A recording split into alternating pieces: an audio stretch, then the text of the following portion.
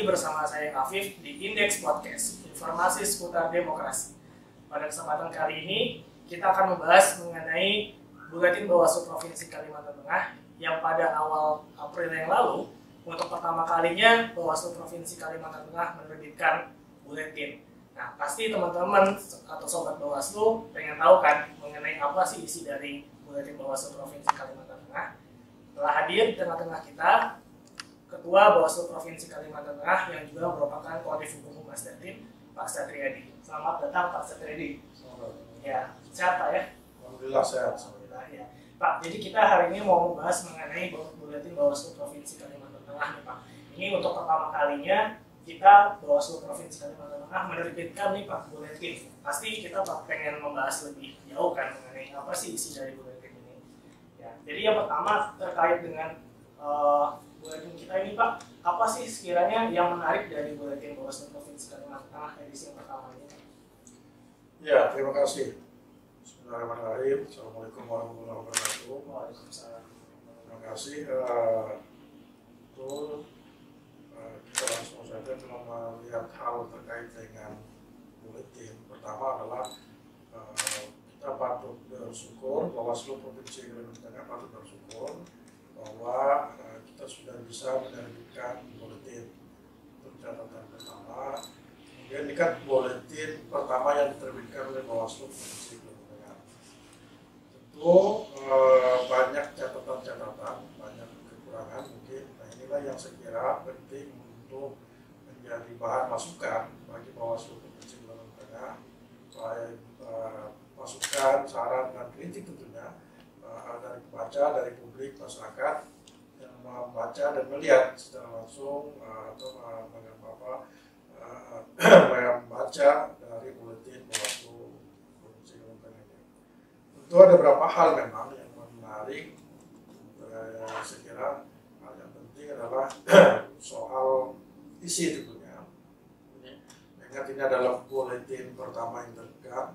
Tadi disinggung itu ada beberapa kekurangan dan sebagainya. Namun kita tentu mengapresiasi apa yang sudah kita lakukan bersama Bawaslu, seluruh jajaran Bawaslu Provinsi Kalimantan Tengah terkait dengan isi, konten dan sebagainya. Kemudian juga hal yang lebih menarik saya kira, di samping tentunya ada semacam sambutan atau sekamu siri dari Ketua Bawaslu RI tentunya. Kemudian juga ada sumbang saran pemikiran yang berupa opini dari pegiat pemilu tentunya, dari pegiat atau pemerhati pemilu, pemerhati demokrasi, pemerhati politik, baik itu skala nasional, kemudian juga termasuk yang dari akademisi di wilayah provinsi Kalimantan. Itu yang sekira menarik, dan penerbitan buletin ini juga sekaligus semacam dalam tanda petik launching untuk ke publik bagaimana kesiapan kita menghadapi pemilu 2024. Jadi sebagaimana diketahui bahwa pileg pilpres tentang 2024 itu sudah disepakati pada tanggal 14 Februari 2024. Artinya kalau kita mengacu pada Undang-Undang 7 2017 tentang pemilu, maka setidaknya ada 20 bulan tahapan pelaksanaan itu. Artinya kalau ditarik 20 bulan tentu insya Allah Juni 2024 ini akan mulai start tahapan pemilu pileg pilpres. Itu sekira terkait dengan pesan atau informasi yang ingin disampaikan oleh Bawaslu Provinsi Kalimantan melalui buletin ini. Baik. Ya, tadi Pak Ketua menyampaikan bahwa berdasarkan Undang-Undang 7 tahun 2017 disebutkan bahwa untuk penyelenggaraan pemilu tahun 2024 itu maksimal dilakukan 20 bulan Pak ya, 20 bulan paling tidak 20 bulan sebelumnya. Artinya tahapannya baru bisa dimulai paling lambat 20 bulan paling lambat 20 bulan sebelum pelaksanaan pemilu itu dilakukan.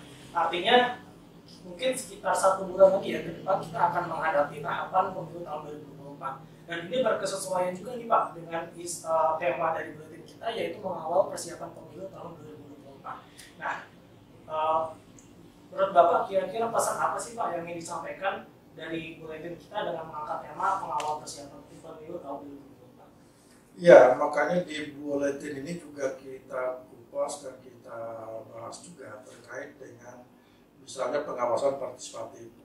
Artinya bahwa kita sadar bahwa memang di samping tugas utama dari Bawaslu melakukan pengawasan, kemudian juga Bawaslu ini kan juga ada keterbatasan dalam jangkauan untuk melakukan pengawasan, misalnya terkait dengan keterbatasan sumber daya manusia yang ada. Untuk itu memang Bawaslu sudah sejak lama memang menginisiasi keterlibatan publik melalui pengawasan partisipatif yang dilakukan oleh publik oleh masyarakat untuk bersama-sama, ayo kita sama-sama mengawal proses demokrasi ini, melakukan pengawasan partisipatif yang dilakukan oleh masyarakat. Jadi bersama-sama nanti Bawaslu dengan masyarakat untuk masyarakat melakukan proses pengawasan partisipatif, kemudian Bawaslu juga melakukan proses pengawasan. Inilah saat-saat saya kira momentum yang bisa di situ pelibatan masyarakatnya, pelibatan publiknya melalui pengawasan partisipatif ini. Nah di buletin ini juga dibahas secara panjang lebar sekira terkait dengan apa dan bagaimana mengenai pengawasan partisipatif itu. Ya, bahkan di laporan di bagian rubrik laporan utama ada bagian khusus membahas mengenai urgensi pengawasan partisipatif dalam menghadapi pemilu tahun 2024. Nah, pasti teman-teman sobat Bawaslu pengen tahu kan? Nah, nanti bisa teman-teman lihat sendiri di dalam website Bawaslu Provinsi Kalimantan Tengah di bagian rubrik laporan utama. Nah, baik Pak, tadi kita bicara mengenai tema yaitu mengawal persiapan pemilu tahun 2024 dan tadi Bapak juga sempat menyinggung bahwa Bawaslu Provinsi Kalimantan Tengah telah melaksanakan berbagai macam kegiatan ataupun upaya untuk bisa melibatkan masyarakat. Nah, kira-kira apa saja sih Pak yang sudah kita lakukan Pak untuk bisa melibatkan masyarakat dalam upaya pengawasan partisipatif ke depannya Pak? Iya, ini juga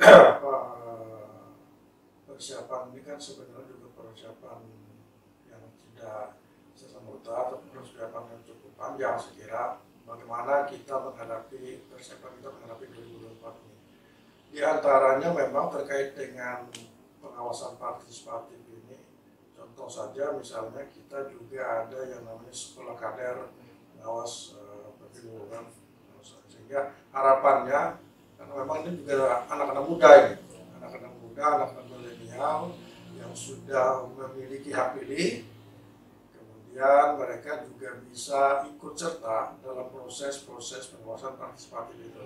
Sehingga pembekalan terkait dengan pemahaman mereka terkait pemahaman pemilu, pemahaman demokrasi, kemudian pemahaman terkait dengan apa itu pelanggaran-pelanggaran, termasuk juga pelanggaran-pelanggaran di dalam proses pemilu. Artinya mereka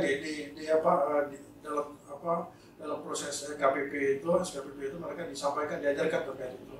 Sehingga ketika pemahamannya mereka mengetahui terkait dengan misalnya soal pelanggaran kampanye dan sebagainya, maka dalam pelibatan partisipasi tadi, pengawasan partisipatif tadi ada pemahaman bagi kalangan milenial ini, kalangan muda yang sudah memiliki hak pilih tadi untuk berpartisipasi melakukan proses pengawasan secara partisipatif tadi di lingkungan masing-masing, di lingkungan masyarakatnya masing-masing, di lingkungan keluarganya masing-masing.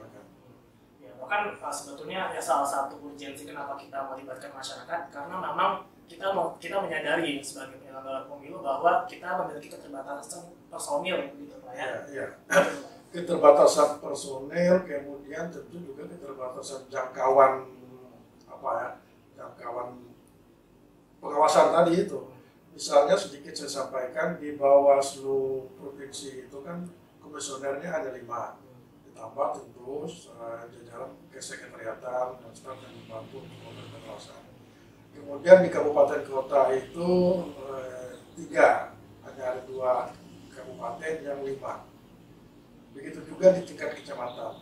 Karena kecamatan itu kan pengawas tingkat kecamatan hanya 3. Kemudian di kelurahan desa ada 1. Kemudian di TPS ada 1. Artinya kalau kita melihat dari sisi jumlah itu sangat terbatas dan kurang. Misalnya kita awasi di titik A, di titik B, mungkin-mungkinan ada muncul pelanggaran. Itulah fungsi yang kita harapkan nanti dari pelibatan masyarakat tadi melalui pengawasan partisipatif tadi itu. Nah, tadi yang saya singgung misalnya SKPP itu bukan hanya selesai di situ. Kita juga membangun misalnya bagaimana mendorong dan memfasilitasi. Misalnya ada inisiatif dari masyarakat, misalnya di beberapa kabupaten di daerah itu ada misalnya contoh desa anti politik uang. Misalnya. Bagaimana kesadaran masyarakat dimunculkan terkait dengan bahwa politik itu adalah hal yang tidak boleh. Kemudian juga ada misalnya Saka Adiaksa, kawan-kawan dulu mendorong Saka Adiaksa yang berkaitan dengan kepramukaan. Ada beberapa hal yang memang inilah inisiatif yang nantinya adalah bagian dari apa pengawasan publik terkait dengan pelaksanaan proses demokrasi baik pemilu maupun pemilihan. Apalagi mengingat kompleksitas dari pelaksanaan pemilu tahun 2024 nanti diprediksi kemungkinan akan semakin berat Pak dibandingkan dengan pelaksanaan pemilu tahun-tahun sebelumnya. Oleh karena itu, ketika masyarakat kita libatkan tentu itu sangat membantu sekali Pak ya kita Bawaslu secara pengawasan. Betul. Pilpres 2024 itu kan juga nanti tahapannya akan beririsan dengan pilkada, pelaksanaan pilkada itu November 2024 juga di tahun yang sama. Sementara tahapan ini akan beririsan. Itulah yang saya katakan tadi, banyak hal yang memang kemungkinan bisa di luar jangkauan pengawasan, dalam tanda petik di luar jangkauan pengawasan oleh jajaran pengawas kita. Itu yang harapannya adalah partisipasi masyarakat itu sangat kuat nanti sangat tinggi untuk melakukan bersama-sama dengan pengawasan. Sekiranya menemukan atau melihat ada pelanggaran, mereka bisa cepat merespon dan kemudian melaporkan atau menginformasikan ke jajaran Bawaslu sampai di tingkat bawahnya tentunya. Baik Pak. Ya sebelum kita jauh lebih dalam membahas mengenai buletin, ada baiknya kita membahas juga mengenai apa sih makna dari cover buletin Bawaslu Provinsi Kalimantan Tengah yang ada sekarang ini. Ya tentu mungkin ini banyak orang yang masih bertanya-tanya apa maksud dari cover ini gitu. Nah, mungkin Pak Ketua bisa menjelaskan Pak makna dari cover buletin kita ini apa Pak? Ya mungkin secara sederhana kan gini, itu kan terlihat semacam perlombaan lari, kemudian ada start, ada finish. Ini kan kalau kita analogikan, kalau disilakan kan peserta lomba ini adalah jajaran kalau pilpres ya tentu adalah contohnya adalah partai politik. Juga perseorangan yang DPD, Nah, ini kan memulai, mereka akan start nantinya mengawal itu insya Allah di Juni 2022 ini. Nah, itu start. Mereka saling berlomba tentunya, saling berlari, saling bersaing untuk memperoleh dan mendapatkan simpati rakyat tentunya. Persiapan itu kan juga cukup panjang. Nah, ini cukup panjang sampai nanti menuju 14 Februari 2024. Itulah yang menjadi kita di Bawaslu untuk melihat prosesnya itu adalah karena ini proses perlombaan tentu ada semacam aturan main dari masing-masing peserta ini yang memang menjadi tugas dari jajaran pengawas pemilu untuk memastikan bahwa proses permainan ini adalah fair. Misalnya, aturan mainnya semua ditegakkan dan sebagainya. Tidak ada yang dicurangi atau tidak ada yang mencurangi. Jadi proses itu ada, aturan mainnya ada, kemudian juga aturan main itu juga disepakati bersama. Memang sudah ada, misalnya aturan main yang kita masuk adalah peraturan perundang-undangan tentunya. Itulah tugas pengawasan, ketika mengawas itu. Sehingga nah, buletin ini mengambil cover seperti itu, maka kita boleh mengumpulkan ini sudah start nanti, insya Allah di Juni 2022 sudah start perlombaan ini. Perlombaan ini sampai nanti menuju Februari 2024. Itulah kita ingat. Sehingga itu tadi dalam proses ini yang kita mengawal proses ini. Jadi sebetulnya secara singkat cover ini memiliki makna bagaimana penyelenggara pemilu dan juga para peserta pemilu itu saat ini sedang bersiap-siap gitu Pak ya, bisa memulai tahapan. Nah, dan tentu di sini saya melihat Pak, di sini ada dari penyelenggara pemilu, ada dari Bawaslu, ada dari KPU, dan ada dari DKPP. Nah ini maksudnya apa Pak? Kira-kira apakah ini maksudnya kita memang perlu berkolaborasi antara penyelenggara pemilu Pak? Ya, itu adalah kalau penyelenggara pemilu, kalau Undang-Undang 7 2017 itu kan ada Bawaslu, kemudian ada DKPP, ada KPU. Nah, secara teknis pelaksanaan ada di KPU, kemudian pengawasan oleh Bawaslu, kemudian DKPP ini kan Dewan Kehormatan Penyelenggara Pemilu yang melihat misalnya yang nanti akan melihat dari aspek apa istilahnya dalam bahasa sederhananya dalam melakukan pengawasan terhadap penyelenggara ini. Kemungkinan ada pelanggaran penyimpangan terkait integritas dan sebagainya terkait etik. Artinya yang misalnya yang dilanggar oleh penyelenggara ini baik KPU maupun Bawaslu, maka nantinya disidangkan di etik di KPP tugasnya. Nah inilah proses itu yang semua harapannya saling bersinergi dalam artian saling tadi itu apa istilahnya ada berkolaborasi, kemudian aturan main yang sudah disepakati sudah ada itu aturan main peraturan perundang-undangan dan sebagainya itu bisa dipahami dan dilaksanakan. Dan kita juga, dan di situ juga ada partai politik itu adalah bagian dari peserta tadi, ya, peserta yang melakukan perlombaan tadi dalam proses-proses demokrasi. Tiga lembaga ini, KPU, Bawaslu, DKPP ini yang melakukan mengawal proses-proses perlombaan yang dilakukan oleh peserta tadi, ya, partai politik dan personal PPJ tadi. Jadi intinya sinergisitas dan kolaborasi antara penyelenggara pemilu itu sangat diperlukan ya Pak Ketua untuk bisa mensukseskan pemilu tahun 2024 yang mendatang. Ya, baik.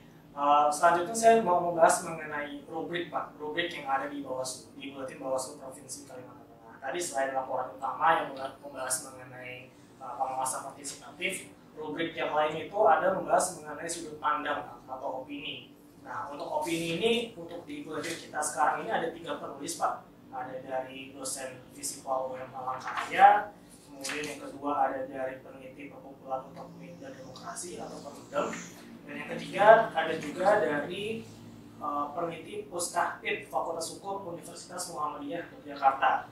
Nah, ini gimana Pak? Menurut Bapak dengan partisipasi dari kalangan akademisi mengisi buletin kita ini seperti apa? Ya, pertama tentu adalah kita patut bersyukur dan juga berterima kasih atas sumbangsi saran, pendapat dan tulisan yang telah disampaikan oleh menurut kami adalah para ahli semua, para ahli yang menggeluti dan mencermati sekaligus memahami proses-proses demokrasi, kemudian pemilu dan kemudian tentunya. Nah, tentu ini juga hal yang sangat penting bagi harapannya adalah bagi publik, bagi pembaca buletin Bawaslu Provinsi Kalimantan Tengah. Ini menjadi kesana keilmuan, mereka melihat baik itu apa itu pemilu, apa itu demokrasi dan sebagainya. Nah itu yang menulis opini itu adalah orang-orang yang ahli di bidangnya tentunya, orang di bidangnya yang tentu juga ini menjadi pembelajaran bagi publik. Inilah yang menjadi salah satu misi utama buletin ini juga adalah bagaimana di samping melakukan edukasi melalui informasi yang disampaikan, ini adalah proses-proses pembelajaran pengetahuan yang juga bisa dimaknai menjadi memperkaya alam berpikir masyarakat atau publik, terutama wilayah publik Kalimantan Tengah tentunya. Baik Pak. Nah tadi saya menyebutkan salah satu penulisnya itu adalah dari dosen Visipol UM Palangkaraya, Pak Novianto Eko Wibowo, Pak. Nah, sudut pandang atau opini yang disampaikan itu bertema sosok ideal pilihan rakyat. Nah, Pak Novianto ini benar-benar mengelaborasi dengan baik mengenai sosok seperti apa sih yang memang patut untuk bisa nanti dipilih dalam pemilu tahun 2024 yang mendatang. Nah, kalau menurut Pak Ketua sendiri sebetulnya sosok pilihan rakyat nanti itu seperti apa, Pak? Ya, itu yang saya katakan tadi, ini kan karena di ini tentu punya pendapat masing-masing melihat dan memandang terkait dengan misalnya sosok ideal itu. Pada tataran teoritis mungkin sosok ideal itu kan ada semuanya. Nah, harapan itulah yang saya katakan itu buletin ini yang bisa untuk mencerdaskan kesana pemikiran masyarakat untuk menentukan pilihan tentunya. Dimulai dengan misalnya yang ditulis di buletin ini sosok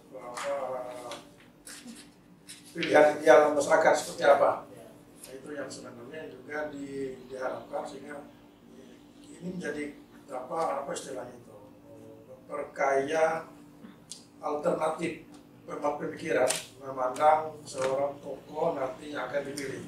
Karena bicara soal sosok ideal itu kan tentu hal yang idealnya adalah bagaimana ada di sosok yang akan dipilih nantinya. Ingat di pileg Pilpres 2024 nanti yang nyata-nyata memang kita masalah dipilih kan bukan hanya memilih soal partai, tapi adalah memilih sosok atau orang yang duduk di legislatif, baik itu di PRRI, DPRD provinsi, juga di DPRD kabupaten kota.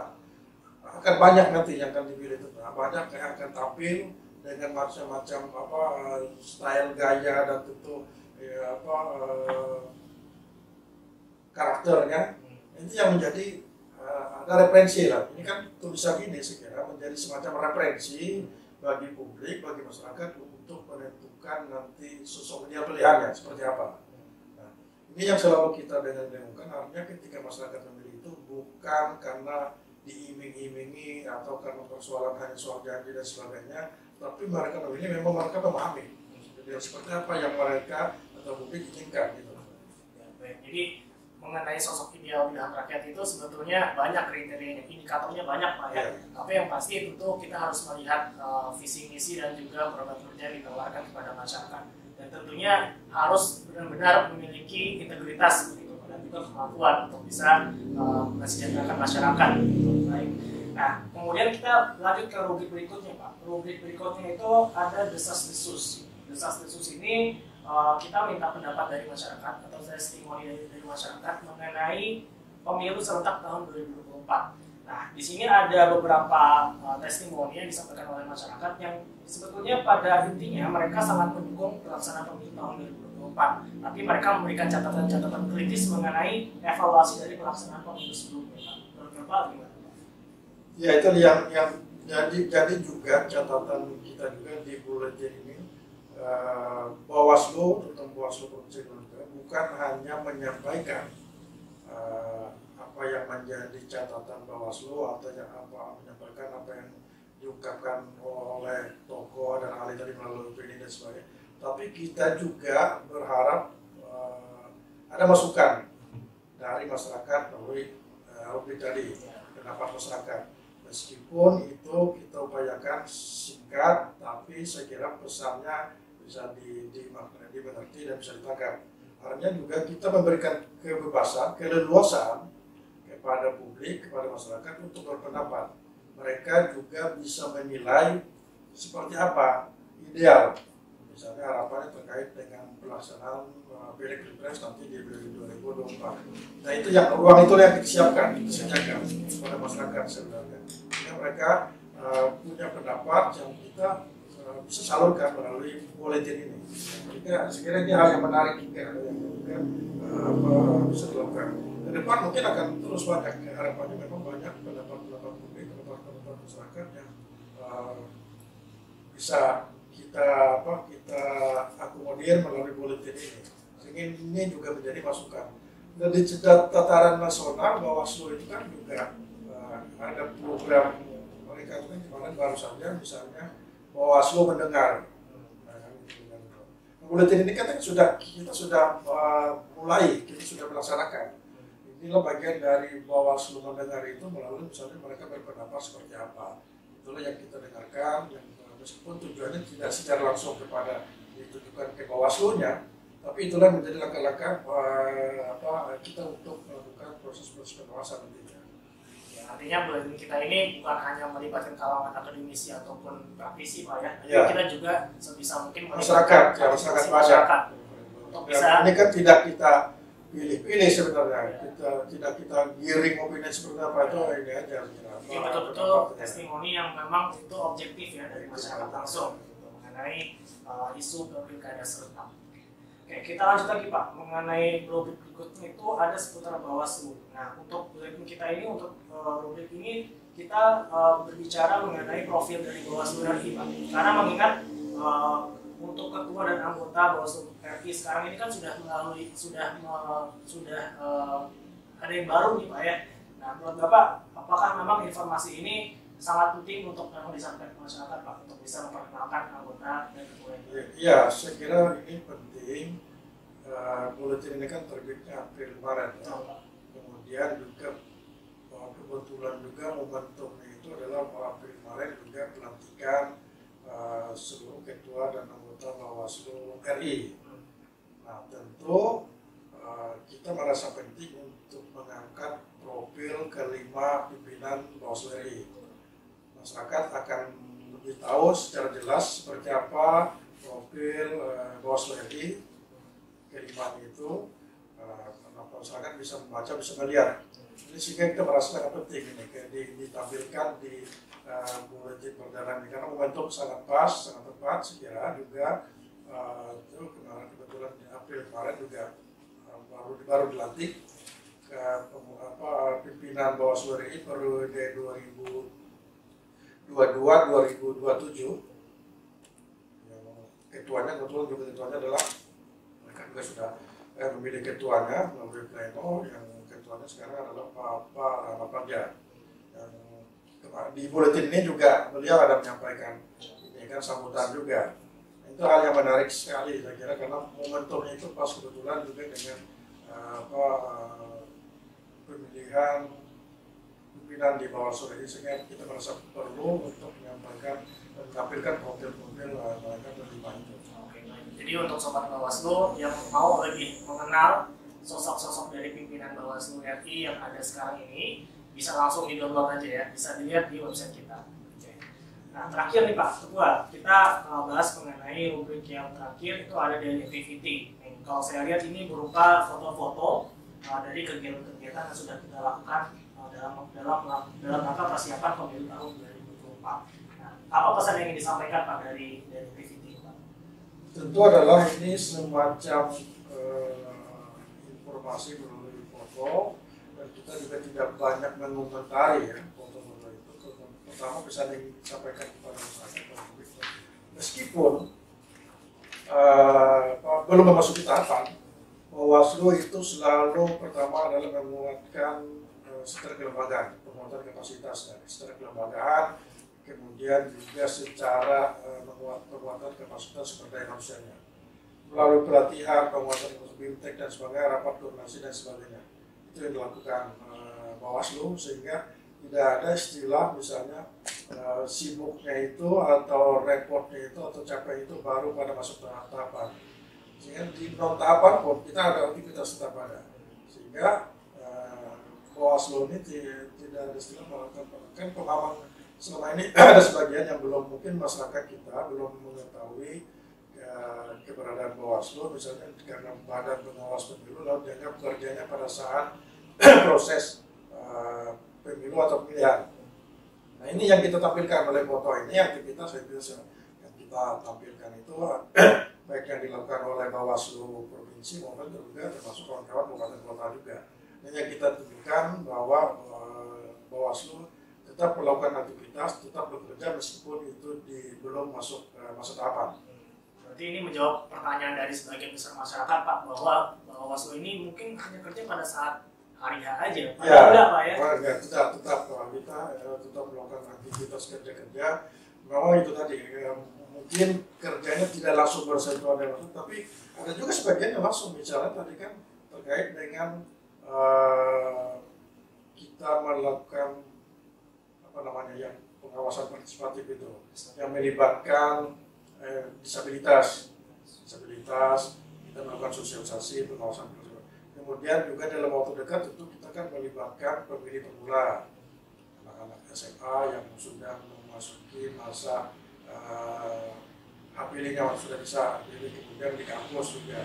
Artinya tetap, dan kita juga sudah melakukan kerjasama namanya MOU dengan beberapa kampus di baik itu di Universitas Negeri maupun swasta untuk bagaimana melakukan aktivitas bersama di masa-masa non tahapan ini.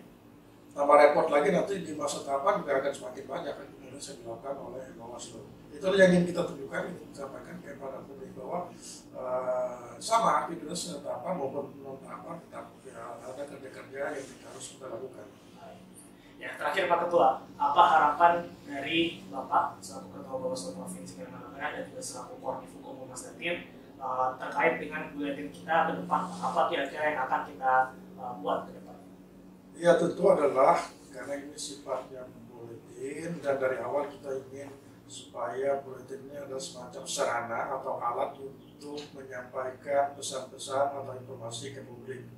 Tentu pesan atau informasi yang kita sampaikan itu adalah pertama soal aktivitas apa yang dilakukan oleh Bawaslu, kemudian juga harapannya dengan informasi atau apa yang sudah dilakukan oleh Bawaslu itu kepada publik, publik juga pertama memahami dan mengetahui Bawaslu, keberadaannya, kerja-kerja dan programnya, kemudian dengan begitu dan sebagainya, termasuk tugas apa dan sebagainya. Di sana juga di buletin itu juga akan kita sampaikan apa yang mesti dilakukan oleh masyarakat dalam proses pemilu maupun pemilihan nanti. Nah itulah yang kita ingin sebenarnya menggali dan memancing bahkan memprovokasi masyarakat untuk nanti sama-sama terlibat dalam proses karena ujungnya adalah pengawasan partisipatif ini. Itu selalu ini yang kita inginkan sampai proses melakukan pengawasan yang dilakukan oleh baik itu Bawaslu maupun masyarakat nanti saling bersinergi sehingga nanti pesan itulah yang kita sampaikan melalui sarana atau alat buletin ini yang kita sampaikan. Nah buletin ini mungkin sedikit kita informasikan juga untuk sementara memang belum dicetak tapi kita hanya sifatnya kayak online. Nah, mungkin nanti kawan-kawan juga yang perlu digencarkan bukan hanya soal buletin ini, tapi digencarkan juga linknya itu, sehingga masyarakat misalnya bahkan mungkin itu secara teknis nantinya akan dipermudah, sehingga masyarakat melalui yang rata-rata memiliki Android misalnya ketika linknya tinggal klik saja, jadi kan mudah nantinya, kan dipermudah untuk mengakses itu. Saya kira itu harapannya. Baik Pak, tadi ada satu kalimat yang saya mau kutip, ingin memprovokasi masyarakat ya, untuk ikut terlibat dalam pengawasan yang kita lakukan karena seperti tadi disampaikan oleh Pak Ketua, Bawaslu dan penyelenggara pemilu lainnya itu mungkin akan sangat kesulitan ketika masyarakat tidak ikut terlibat dalam proses penyelenggaraan pemilu. Baik, terima kasih Pak Ketua atas kesediaannya. Demikianlah episode podcast pada kesempatan kali ini. Saya Afif Ali Hakim dan Pak Ketua Pak Satriadi undur diri. Mohon maaf atas segala kekurangannya. Terima kasih. Wassalamualaikum warahmatullahi wabarakatuh.